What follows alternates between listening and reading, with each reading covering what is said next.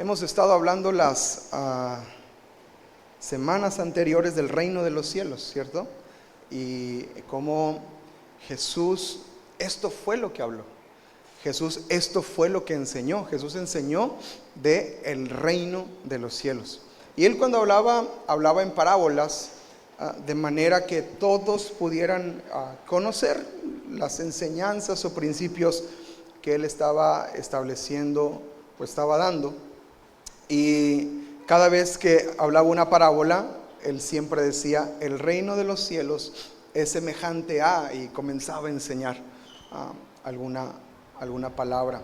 Y luego el domingo pasado hablábamos acerca de quién es este rey y nuestra respuesta ante él. ¿Cómo vamos a responder ante este rey? Y aprendíamos que incluso nuestra eternidad depende de la respuesta ante este Rey de Reyes y Señor de Señores. Amén. Y hoy quiero seguir hablando acerca de este Rey y quiero irlo conectando porque el próximo domingo tenemos nuestra primera reunión de Semana Santa prácticamente. El domingo siguiente es el domingo, se le conoce como Domingo de Palmas, ¿verdad? Donde fue la entrada triunfal de Jesús. Más específicamente celebramos la entrada triunfal del Señor, y toda esa semana todo lo que se fue desarrollando hasta su crucifixión el día viernes y su resurrección el día domingo, ¿no?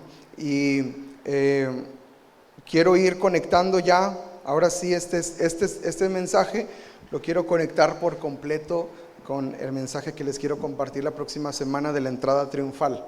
Y he titulado esta enseñanza, El Rey Regresa. Pensé que se iban a emocionar, está bien. El Rey Regresa.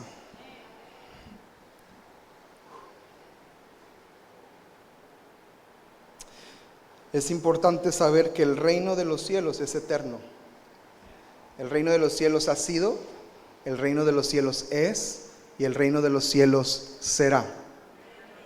Desde el inicio, desde el principio. Dice la escritura, David en alguna ocasión declara, tuyo es el reino por los siglos de los siglos. Y declara, tuya es la gloria, tuyo es el poder.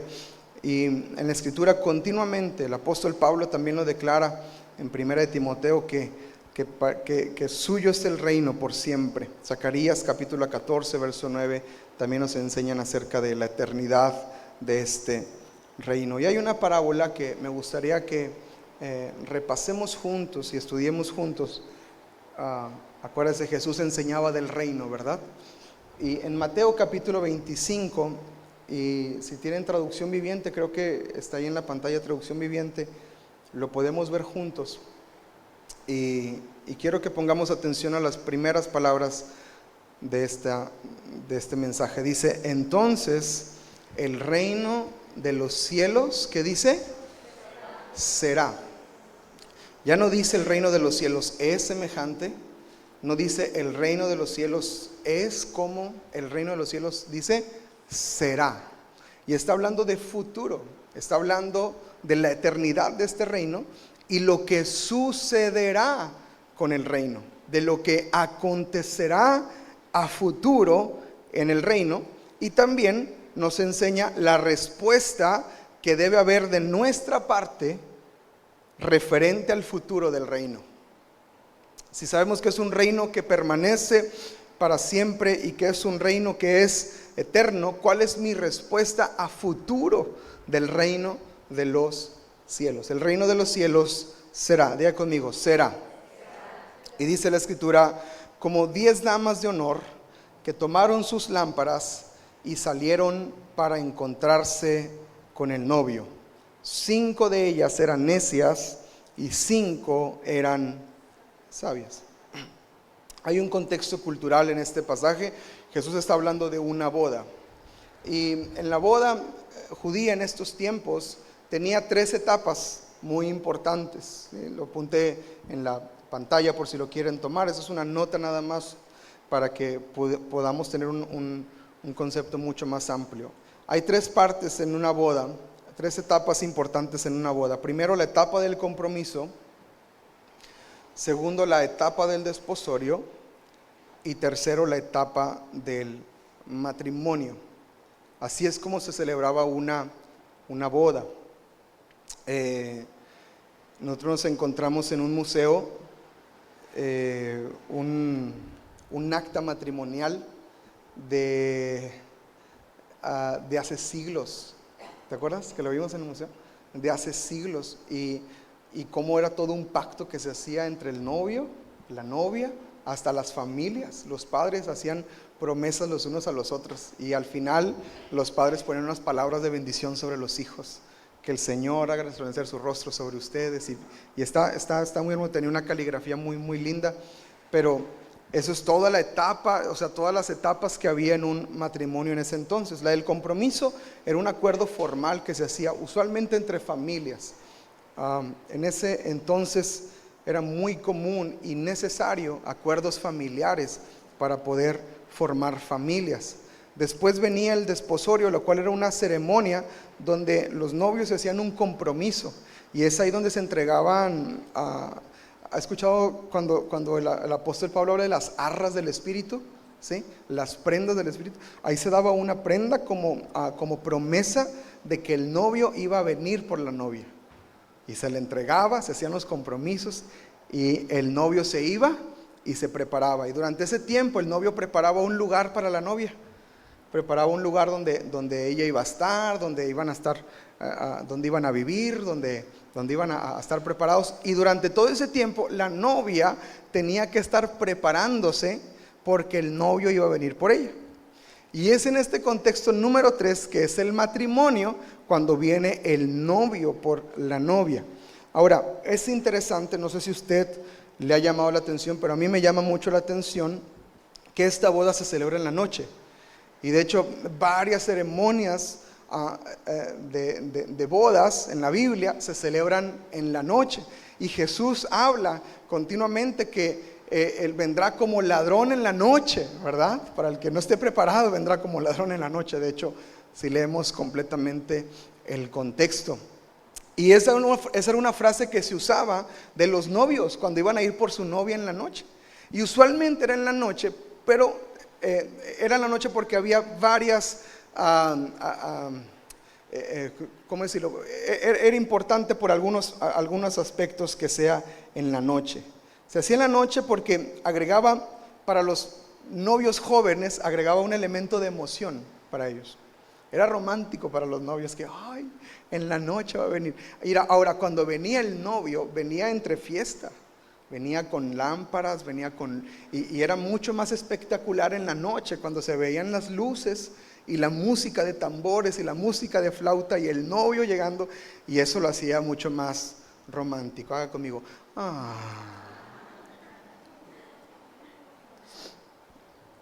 Pero también tenía un elemento práctico, y es que en Israel es muy caliente durante el día y las noches son frescas, y pues como no había aires acondicionados, pues mejor en la noche para que estemos a gusto, ¿verdad? Más frescos. También tenía otro elemento práctico, y es que muchas familias durante el día trabajaban y solo en las noches podían realmente asistir a un evento como este, ¿no? Y estar compartiendo con las familias, y estar compartiendo con ellos. Y esa era la función de por qué se hacían en la noche las bodas. Interesante, ¿no? Era mucho más práctico, era mucho más romántico, si lo quiere ver del lado emocional, pero también era más conveniente por lo fresco que era la noche y por lo necesario para estar listos ahí. Entonces, es en este tercer contexto de la etapa del matrimonio, de la etapa del casamiento, donde se desarrolla esta parábola de las 10 damas de honor. Y dice la Escritura que 5 eran prudentes, sensatas, y 5 eran necias. 5 sabias y 5 necias. Y me gustaría que lo leyéramos la parábola completa, y luego vamos a ir seccionándola correctamente. Las 5 que eran necias, dice el verso 3, no llevaron suficiente aceite de oliva para sus lámparas. Pero las otras 5 fueron tan sabias que llevaron aceite extra. Como el novio se demoró, a todas les dio sueño y se durmieron. A la medianoche, ¿a qué horas? A la medianoche se despertaron ante el grito: miren, ya viene el novio, salgan a recibirlo. Y todas las damas de honor se levantaron y prepararon sus lámparas. Entonces las 5 necias les pidieron a las otras: por favor, denos un poco de aceite porque nuestras lámparas se están apagando. Sin embargo, las sabias contestaron: no tenemos suficiente para todas. Vayan a una tienda y compren un poco para ustedes. Qué mala onda las sabias, ¿verdad? Compra, ¿verdad? Le dicen, dame, no, compra. Y aparte era la madrugada también, y ahí no había Oxxos ni 7-Eleven para que fueran 24 horas. Pero durante el lapso en que se fueron, todavía las muchachas fueron a buscar. En el lapso en que se fueron a comprar aceite, llegó el novio. Entonces las que estaban listas entraron con él a la fiesta de bodas. ¿Y qué dice? Y se cerró la puerta con 3 candados. Con llave, perdón. Con llave. Más tarde, cuando regresaron las otras 5 damas de honor, se quedaron afuera y llamaron: Señor, Señor, ábrenos la puerta. Y él le respondió: créanme, no las conozco.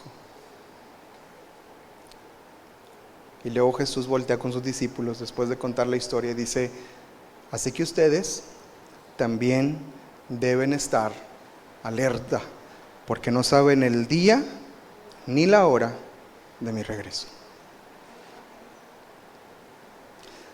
¿Cuántos dicen amén?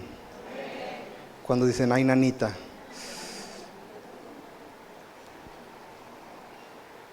La idea central de esta parábola es esta: Jesús regresa, el rey regresa, el novio viene por su novia, en un momento inesperado. La noche está avanzando y déjeme decirle algo, nos acercamos a la madrugada. Nos acercamos a la madrugada y tenemos que estar listos. Y esto, amados, me hace estar preparado y entender este principio. ¿Listos? Solo los que están preparados entrarán en el reino. Listo. Dios les bendiga. Nos vemos la próxima semana. Solo quien está preparado, quien está listo. Esta semana un pastor hizo una ilustración muy linda. Y estaba contando y dijo: imagínate esto, iglesia, estás en tu casa, muy a gusto, estás preparándote algo para cenar o algo para ahí medio picar y prender la televisión y ver tantito la tele un rato, distraerte porque estás cansado del día. Lo tomas, agarras tu plato, te sientas en tu sillón y de repente se escucha un estruendo afuera.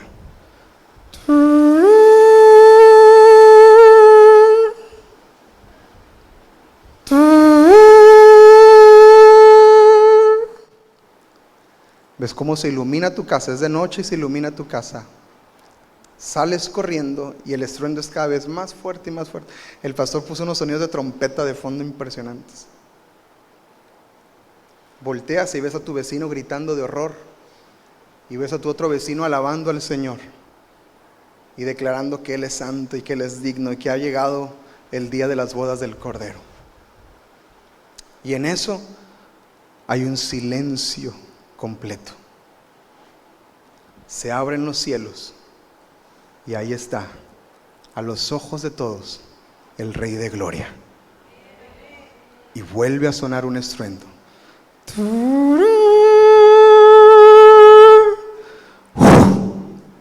Y somos arrebatados. Y dijo el pastor: el que sintió miedo se tiene que arrepentir. El que se alegró es momento de los que estamos esperando la redención del Señor. El que sintió miedo es que no está preparado. El que sintió temor es que aún no ha comprendido la importancia de que el Rey regresa y tenemos que estar listos.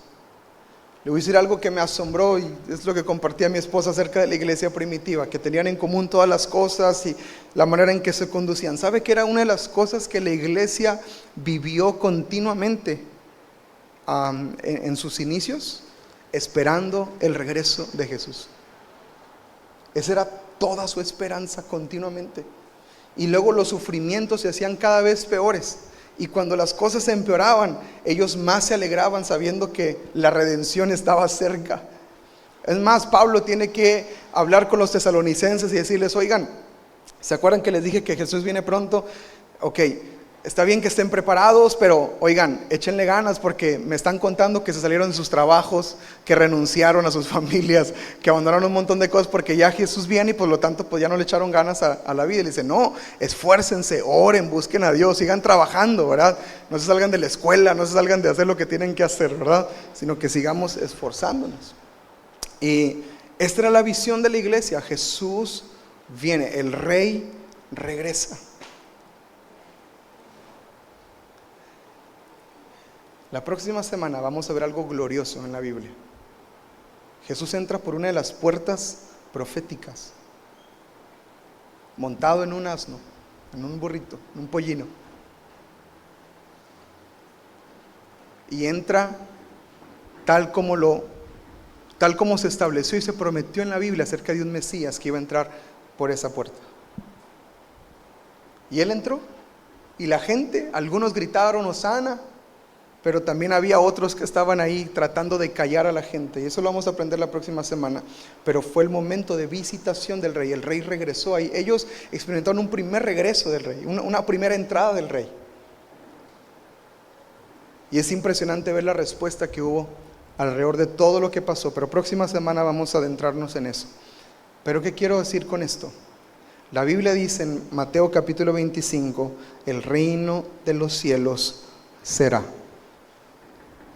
Y acontecerá esto, y sucederá esto, y tenemos que estar preparados. Tenemos que estar listos. Amén. El enfermo soy yo, hermanos, anímese. Amén. Hay que estar listos. Hay tres elementos importantes en esta parábola. El primero es que el novio vino de noche, y la noche tiene una representación en esta enseñanza, y es que la noche representa un tiempo de prueba o tiempo de espera. Nosotros estamos esperando, y en medio de la espera estamos siendo probados también. Estamos siendo probados en nuestra fidelidad, estamos siendo probados en nuestra constancia, estamos siendo probados en nuestra permanencia. Y la noche representa este tiempo de espera. Dice la escritura ahí en el verso 5, ¿verdad? Como el novio se demoró, a todas les dio sueño y se durmieron, y a la medianoche se despertaron con el grito: salgan, miren, ya viene el novio, salgan a recibirlo. La noche es un símbolo de un retraso aparente del cumplimiento de la promesa. El novio prometió que iba a venir por su novia, había hecho un pacto en el desposorio, y sabían que el día estaba muy cerca y estaban listas las damas de honor. El problema es que se empezó a hacer de noche y más noche, hasta que llegó a ser la medianoche. Ahora, cuando empezamos a hablar de noche, en esos tiempos es a partir de cuando se oculta el sol. Ahí se acababa el día. 5, 6 de la tarde. Si es Cancún, 4:30. ¿Se acuerdan de ese horario? Que a las 5 ya estaba bien oscuro, que feo estaba eso. Pero gracias a Dios ya tenemos el reloj de Dios. ¿O cómo se llama eso? El tiempo de Dios, ¿verdad? Y a partir de que se ponía el sol, ahí empezaba la espera. En cualquier momento llega, en cualquier momento llega. Y va prolongándose la espera. Imagínate, 6:30 de la tarde, hasta la medianoche, 5 horas, 6 horas, ¿verdad? Esperando y no llegaba, y no llegaba, y no llegaba. Y dice la Escritura algo que me llama mucho la atención, versículo 5, como el novio se demoró, no dice a las insensatas le dio sueño. ¿Se da cuenta? Dice a todas les dio sueño. No es que en Reina Valera habla de fútbol, dice que las damas cabecearon, qué raro, pero dice que todas tuvieron sueño. Todas tuvieron sueño. Y hay una realidad a la cual tenemos que enfrentarnos todos los días. Esperar puede cansar. ¿Cierto o no? ¿Cuántos están esperando una promesa? ¿Todavía? ¿O quieren ver una promesa? ¿Y si seguimos esperando? ¿Verdad que nos cansamos? ¿Verdad que quisiéramos, Señor? ¿No le puedes apresurar un poquito, Señor? ¿No podría ser más rápido esto, por favor? Y cansa, la espera cansa, estar esperando cansa. De manera natural, estar esperando en una fila cansa. Estar esperando en un lugar cansa. Estar en el semáforo. ¿Quién iba a decir que en Cancún iba a haber tráfico? ¿Cuándo en la vida íbamos a pensar eso? Y estar en el tráfico cansa, ¿cierto? Hay cansancio y es normal, todos podemos cansarnos, pero no importa, escribe esto por favor, no importa si te cansas, importa si estás preparado. No importa si te cansas, importa si estás preparado. Una vez más, la Biblia dice que todas se durmieron, todas cabecearon, todas se cansaron. Tanto las que estaban preparadas como las que no estaban preparadas. Y la cuestión es esta, amados, que las que estaban preparadas, aunque se cansaron, estaban listas. Te reprendo, Satanás. Estaban listas, estaban preparadas. Entonces, no importa si te cansas, importa si estás, importa si estás, importa si estás. Entonces, tenemos que tener nosotros la atención al detalle de Jesús diciendo, velad, velad y orad.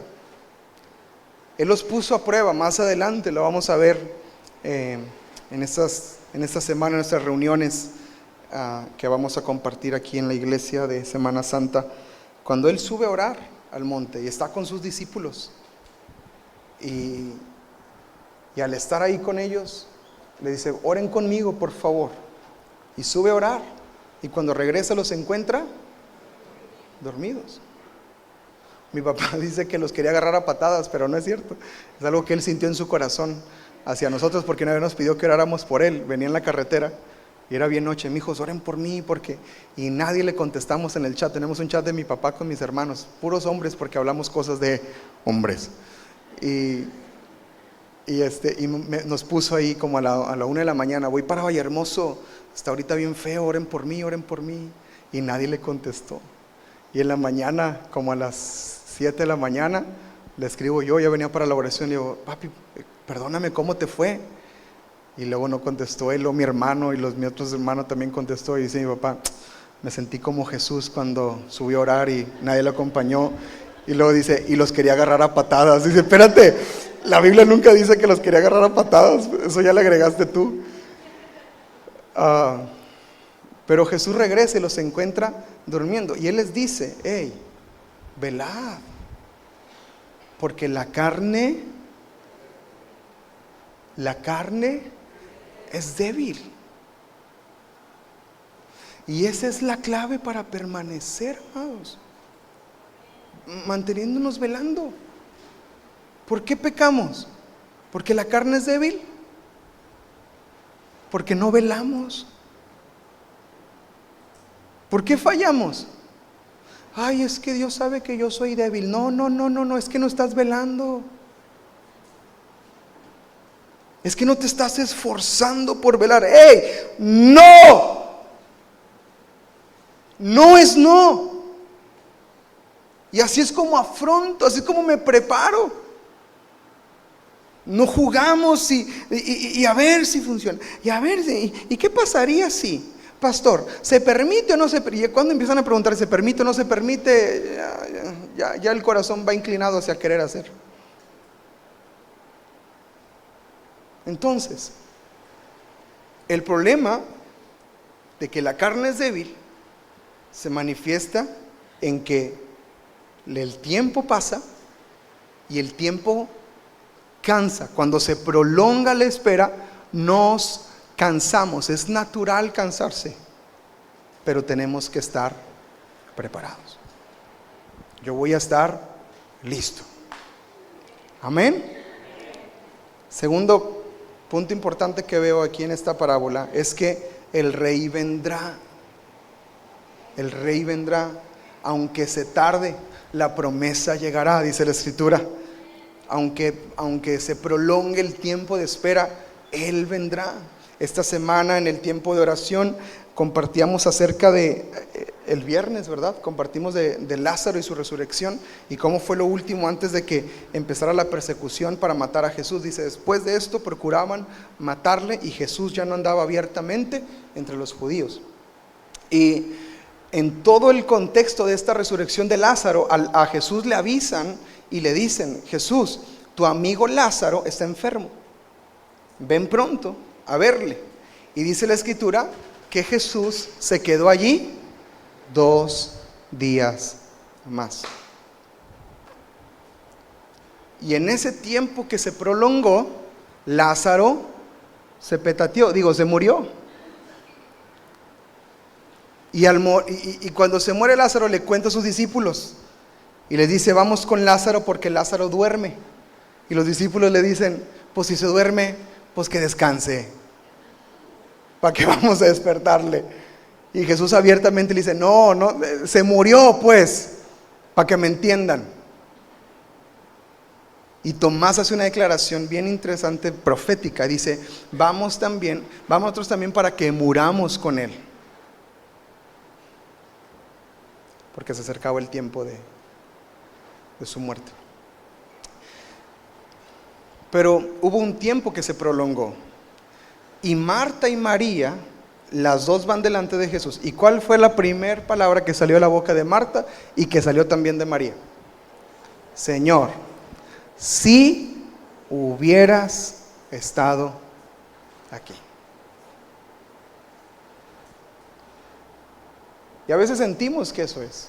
Sentimos que, Señor, si tan solo hubieras estado aquí, si no te hubieras tardado, Señor, chance y sí llegaba, chance y sí la armaba, Señor. Pero todos tenemos que estar listos, aun y que el tiempo se prolongue. Escatológicamente o basándonos en la Escritura, muy probablemente somos la última generación antes de que Cristo vuelva. Todas las profecías, toda palabra se está cumpliendo y tiene su cumplimiento, pero falta una, y es que Él regrese.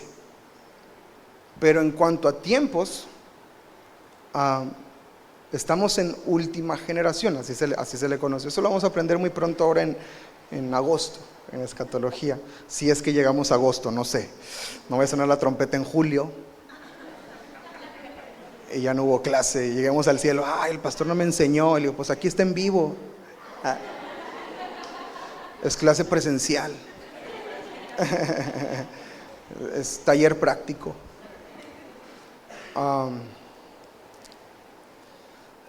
Y no lo sabemos. Ahora, Dios en su infinita misericordia puede extender el tiempo para que más lleguen a la salvación. porque el día y la hora nadie la sabe. O sea, no podemos ponernos en una postura de no, esta es la última generación y no podemos llegar a ese punto, porque al final de cuentas Dios es quien tiene la última palabra. Amén. Y esa es la humildad con la que debemos de acercarnos a estas verdades. Pero así como me acerco a esta verdad, yo tengo que tener una postura bien definida. Y la postura es esta: estoy preparado. No importa si es mañana, no importa si es dentro de 30 años. Yo ya me arrepentí de pecados, yo ya le pedí perdón a Dios, yo estoy limpio delante de su presencia, me estoy llenando de aceite todos los días y estoy permaneciendo en su verdad. No me aparto ni a la derecha ni a la izquierda. Mi mirada está fija en Él. ¿Dónde está la iglesia que dice sí, amén?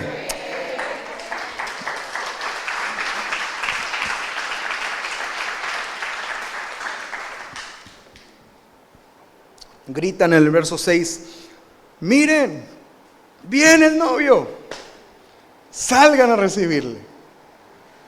Y estaban, ¿cómo estaban las mujeres, las damas? Dormidas.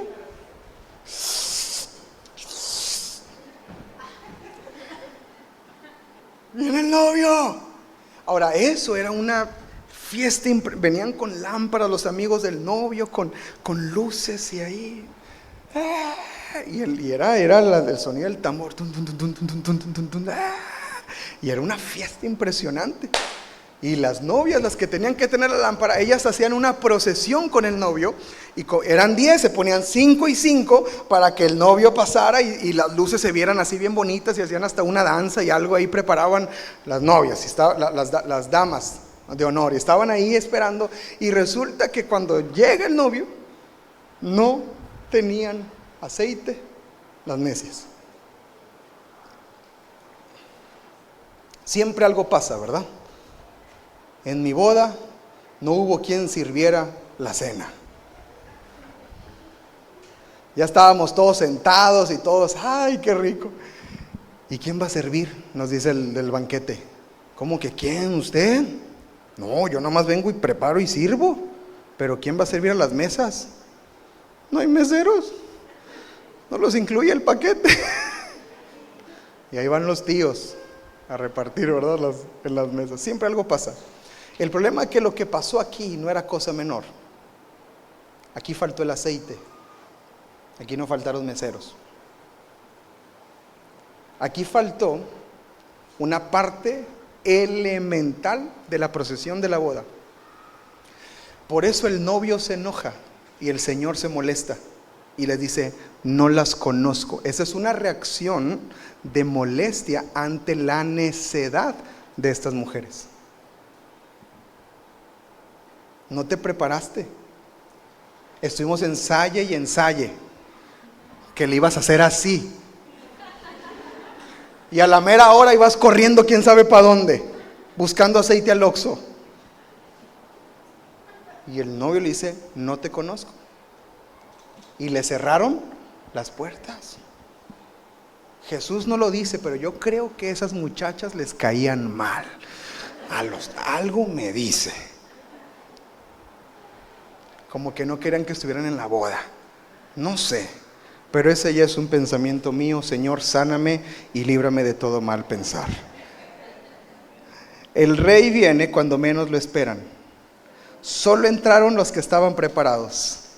Las otras buscaron aceite de última hora, pero fue demasiado tarde. Diga conmigo: fue demasiado tarde.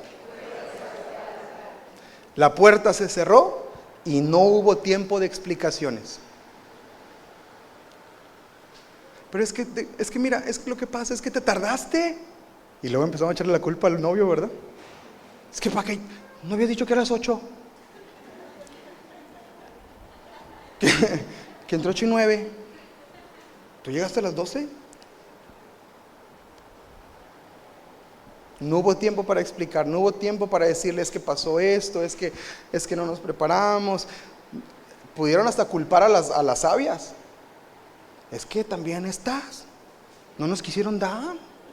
Era poquito para que aprendiera y le hiciéramos así. No hubo tiempo. Amada iglesia Castillo del Rey Cancún, yo estoy orando por ti para que tú seas una iglesia apercibida en los tiempos de Dios. y que seas una iglesia que se prepara continuamente y que siempre está buscando el aceite para que no se apague la lámpara.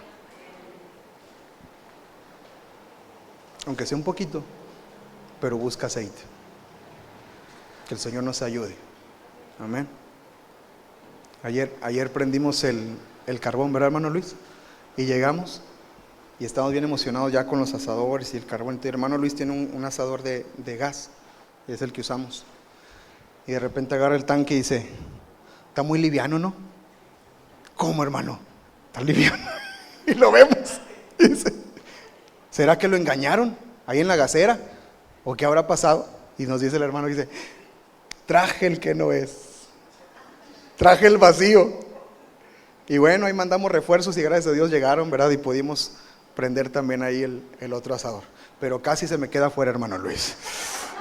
Casi se le cierra la puerta, estuvo a nada. Pero Dios me lo guardó. Ay, bendito sea mi Dios.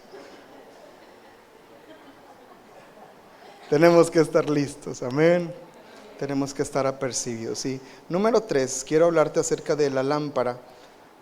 Y la lámpara encendida es una fe viva. Eso es lo que significa una lámpara que se mantiene encendida, una fe viva.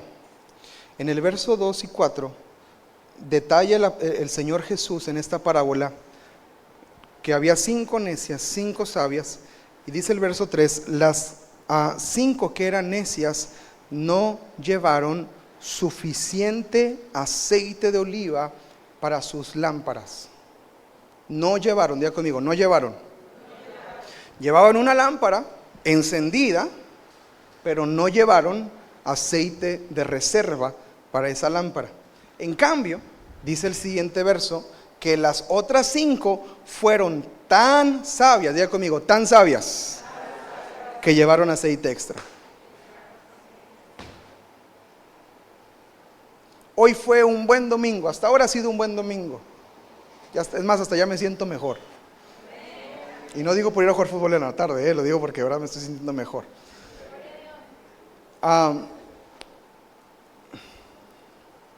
Y ha sido un buen domingo. Pero sería necio de nuestra parte no buscar aceite mañana. Sería necio de nuestra parte que nos quedemos con lo que hoy recibimos y mañana no doblemos nuestra rodilla y le decimos: Señor, quiero más de ti, quiero más de tu presencia. Sería necio que yo me sienta bien el lunes, el martes, y ya sería mucho decir que el miércoles me aguante la gasolina hasta allá. Y sería necio de mi parte no decirle al Señor: Señor, hoy necesito más aceite, hoy necesito más de ti. Sería bastante necio no tener aceite extra. ¿Cuántos han experimentado una buena temporada en sus vidas en los últimos meses, semanas? Gloria a Dios por eso, qué lindo de verdad. Que han experimentado crecimiento, avance, que Dios los haya ayudado, qué bueno. Pero déjeme decirle algo, sería necio de su parte no buscar más aceite. Necesitamos buscar más aceite y llenarnos más del Señor todos los días. Amén. La escritura dice que cuando llegó el novio ya estaban listas las sabias, las damas de honor se levantaron, verso 7, y prepararon sus lámparas. Las que ya tenían poco aceite, rellenaron de aceite y se encendió la lámpara. Y ahí estaba la fe viva, ahí estaba la fe siendo evidente. Ahí dice la escritura: así alumbre vuestra luz delante de los hombres, así con el aceite del Espíritu sobre nuestras vidas. La escritura nos enseña algo muy interesante acerca del símbolo del aceite en la escritura. Y hay 3 cosas que quiero resaltar. Primero, el aceite es símbolo del Espíritu Santo. Cuando yo digo que necesito más aceite, estoy diciendo esto: necesito más del Espíritu Santo. Necesito más manifestación del Espíritu Santo en mi vida. Necesito más manifestación de la verdad del Espíritu sobre mí. Cuando hablo de lo que representa el aceite, estoy hablando también de una relación constante con Dios. Eso representa el aceite. ¿Se acuerdan de aquella mujer viuda? que no tenía nada y que vinieron los acreedores y se iban a llevar a sus hijos. Y les dice el profeta: ¿qué tienes conmigo? ¿Qué tienes en tu casa? Y dice: nada más que una vasija y poco aceite. Y dice: ve y junta todas las vasijas con tus vecinos, con tus amigos, y enciérrate tú con tus hijos y empieza a llenarlas de aceite. Y eso es una relación constante, constante, constante. Dice la Biblia que cuando pararon las vasijas, cesó el aceite. Mientras haya vasijas, mientras haya disposición, siempre habrá aceite.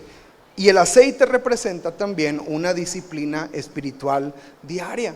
Los sacerdotes tenían una función, que el aceite tenía que arder continuamente en el altar, el fuego tenía que arder continuamente en el altar, y ellos tenían que estar buscando que el aceite no faltara, para que las lámparas del templo se mantuvieran encendidas todo el día y toda la noche. Si una lámpara se apagaba, la culpa no era del que trabajaba ahí, no era del portero, no era ahí del tesorero, salud. La culpa era del sacerdote que no había preparado el aceite.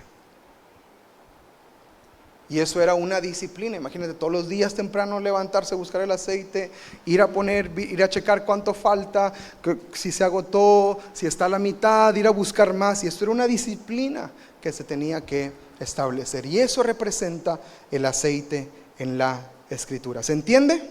¿Sí? Entonces, cuando hablamos de que tenemos que tener aceite y estar preparados con aceite, estoy hablando de eso. Tenemos que tener unción del Espíritu, relación constante con Dios y disciplina espiritual diaria. ¿Cuántos dicen amén? Esto es la clave para que el aceite se mantenga en nuestras vidas. Unción del Espíritu, relación constante con Dios y una disciplina espiritual diaria. Se tiene que formar en nosotros el buscar la palabra de Dios todos los días, el orar, el ayunar, el tener disciplina espiritual, el guardar reposo en el Señor, descansar en el Señor. Tenemos que ser disciplinados en nuestra vida espiritual, porque eso es lo que va a mantener el aceite encendido en nosotros. Amén. Y necesitamos aceite extra. Amén. Hay que buscar más aceite. Si las cosas están bien, pueden estar mejor, en el nombre de Jesús. Y Él nos puede ayudar.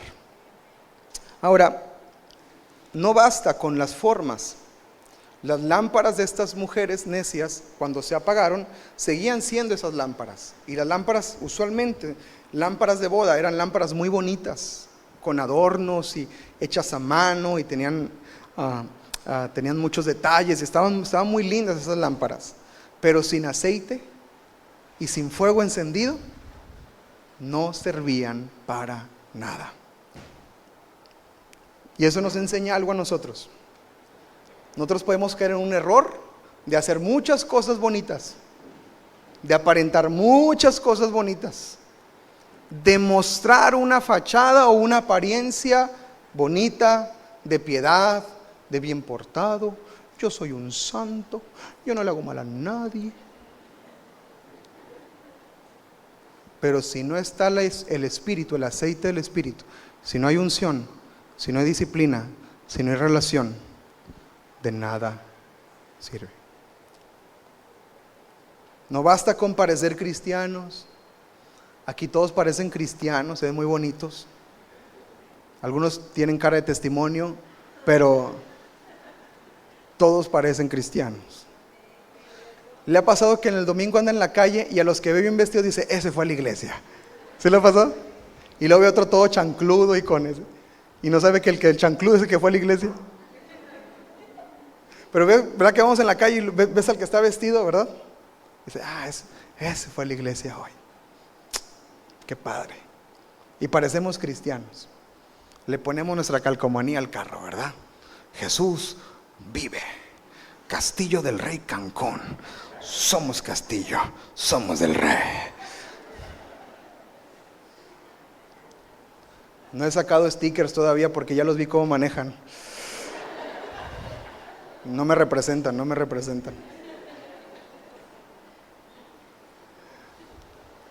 Y podemos aparentar, podemos cantar, podemos tener una apariencia de piedad, pero si no está el Espíritu, no estamos listos para el regreso del Rey, porque el Rey regresa. Va a entrar por esa puerta, va a entrar gloriosamente y todo ojo le verá, dice la Escritura. ¿Sabes lo interconectado que estamos ahora en las redes sociales cuando algo pasa? ¿Se acuerdan del terremoto que pasó en Tailandia en esta semana que pasó? En minutos todo el mundo vio lo que pasó en ese lugar. Cuando Jesús regrese, en minutos, segundos, todo el mundo lo va a ver. Hay que estar preparados. ¿Y cómo estamos preparados? Con aceite extra, con la lámpara encendida. Amén. Necesitamos una fe viva, una relación con Cristo, una obediencia sincera al Señor, para no escuchar como en el verso 12 que dice el Señor, cuando le dicen ábrenos la puerta, Él respondió, créanme, no las conozco. No hubo una relación nunca con el Señor. Jesús dijo, el reino de los cielos será. Está hablando de lo que va a suceder y lo que ha de acontecer. Escribe esto, por favor. Sin el Espíritu Santo, nadie está listo para el regreso de Jesús.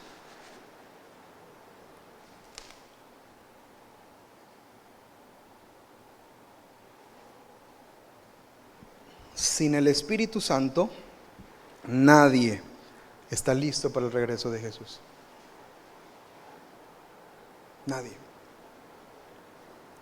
Pero pastor, yo estudié que las semanas y que los días y que la escatología y que sí, pero si no hay Espíritu, no estás listo.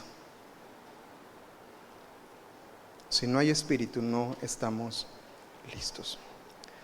Efesios capítulo 6. Capítulo 5, verso 18. No se embriaguen con vino, porque eso les arruinará la vida. En cambio, ¿qué dijo el apóstol Pablo? Sean llenos del Espíritu Santo. ¿Cuántos dicen amén a esta palabra? Esta es la clave para que el cristiano pueda estar preparado, y constantemente tenemos que estar siendo llenos del Espíritu Santo. Iglesia, lo vuelvo a decir, mucha de la debilidad, mucho de las derrotas, mucho del letargo en nuestras vidas, mucho de los fracasos y batallas no ganadas en nuestra vida, le puedo asegurar algo que faltó en ese momento y que no pudo obtener la victoria. Faltó la llenura del Espíritu Santo.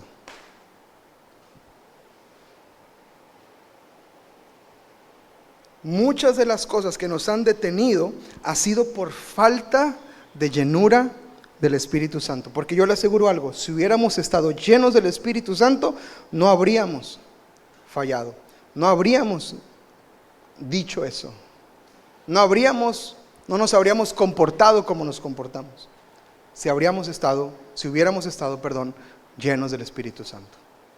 Gloria a Dios por su misericordia, gloria a Dios por su gracia, pero no voy a abusar de la gracia de mi Dios, voy a seguir llenándome del Espíritu Santo para mantenerme firme hasta el final. Y cuando Él regrese, lo vea a los ojos, lo vea cara a cara, es decir, Señor, guardé la fe, me mantuve fiel, me mantuve firme hasta el final, y aquí estoy.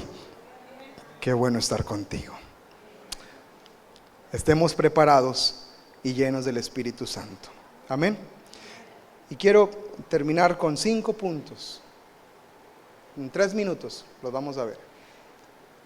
La función del aceite en nuestras vidas. Esto ya lo compartí una vez, pero quiero repasarlo y recalcarlo con ustedes. Función del aceite en nuestras vidas. ¿Y por qué necesitamos el aceite? Número 1, el aceite lubrica. Hay un uso para el aceite que le da este propósito.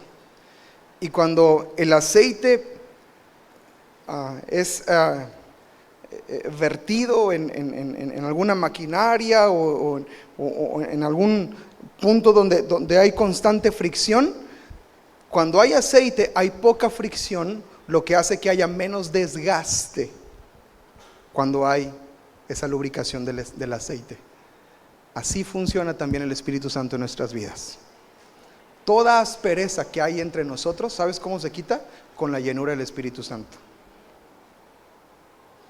Todos los matrimonios que se la pasan ahí que como perros y gatos, y que peleando, y que es que tú, ya lo que quieras, ya, vengan a varones para que aprendan.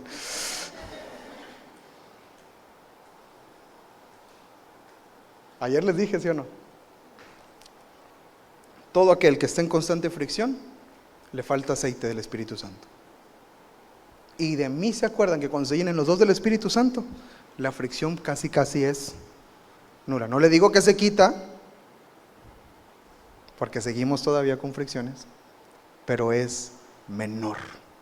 Se resuelven mucho más rápido las cosas. Amén. ¿Alguien se está animando por más aceite del Espíritu? Esto ya es extra, esto ya es extra. Esto ya le estoy dando como un bonus. Esto ya no lo incluye su entrada del día de hoy. Esto ya es bendición y bienaventuranza. El aceite sana. El aceite tiene una función de sanidad. Cuando vemos la parábola del samaritano, del buen samaritano, ¿se acuerdan? Dice la Biblia que usó aceite para curar las heridas de ese hombre que había sido golpeado y que había sido asaltado y que había sido ahí dañado, ¿verdad? Y la Biblia dice que usaron aceite. El aceite tiene un tratamiento medicinal también. Y así, amados, el Espíritu Santo trae sanidad y restauración sobre nuestras vidas. Necesitamos el Espíritu para sanar. No sanamos olvidando. No sanamos dejando que pase el tiempo. Sanamos con la llenura del Espíritu Santo. Sanamos cuando la herida se expone a la presencia de Dios. Allí viene la sanidad. No cuando nos olvidamos y deja que pase el tiempo. El tiempo curará las heridas. Eso nunca viene en la Biblia. La realidad es que necesitamos el aceite de la unción para ser sanados. Amén. El aceite alumbra. Cuando se quema en la lámpara, está alumbrando. Y dice la Escritura que cuando el Espíritu esté sobre nosotros, también alumbraremos a todos los que están a nuestro alrededor. ¿Cuántos quieren ser testimonio para su familia, para esta ciudad? Necesitamos aceite para alumbrar. Número 4, el aceite adorna. El aceite tenía una función también de perfume, se usaba para perfumar. El aceite de la unción era un aceite de perfume que se preparaba de una manera muy específica. Cada elemento del perfume del aceite de la unción tenía un símbolo espiritual bien interesante. Y el perfume, el aceite que perfuma, el aceite adorna también. Y déjame decirte algo, que el Espíritu Santo nos adorna y nos hace más agradable para los que nos rodean. Algunos caemos gordo, pero cuando nos llenamos del Espíritu Santo, andamos cayéndole bien a todo mundo. Y si tú caes gordo, llénate del Espíritu Santo. Hay gente que es pesado, que fue pesada, o que así, bien amargada y todo el tiempo. Eso no sirve. Y lo acabas de comprar. Mira lo que compré. No, eso yo lo tengo y no jala. No. Y todo el tiempo ante la contra y así. Cuando se llenan del Espíritu Santo, algo les pasa, se transforman y los adorna el Espíritu. No den codazos, por favor, amados. Guárdenlo en su corazón. Y cada quien diga: Señor, adórname con tu Espíritu Santo. Y número 5, el aceite pule, hace brillar. Tenía una función el aceite de pulir los metales. Se utilizaba para que tuvieran más brillo. Y así el Señor, cuando está sobre nosotros, Él nos limpia de toda suciedad, nos limpia de toda mugre, nos limpia de toda aspereza. Y ahora podemos estar limpios delante del Señor y poder estar listos. Esto es un efecto secundario de tener aceite. Es un efecto secundario de tener aceite. Pero lo más lindo de todo es que tener aceite me tiene preparado para que regrese el Rey y estar listos delante de Él. ¿Oramos al Señor? Mi Dios, muchas gracias por esta palabra.